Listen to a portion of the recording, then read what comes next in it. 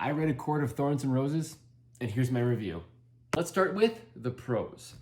I love the Beauty and the Beast inspiration because I'm a Disney fan, and I like how it then goes in its own direction, makes its own universe, characters, and situations.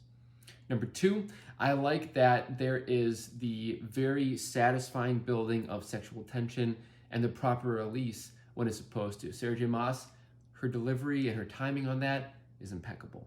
And finally, number three, I really enjoyed the imagery and the descriptions of all of the courts when Farah gets brought in to the land of the fairies. And now let's talk about the cons. When Farah crosses over into the land of the High Fae, I got the vibe of Bridgerton, with their events, traditions, wardrobe. That's cool and all, but Bridgerton really isn't my style or genre. Number two, Amarantha.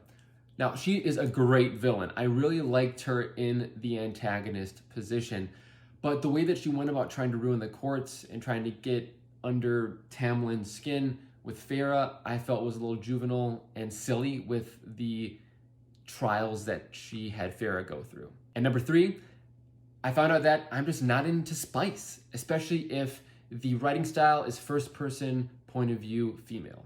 Now, all in all, I did enjoy this. This was a good read, though Sarah J Maas didn't write it for me. I'm not her demographic.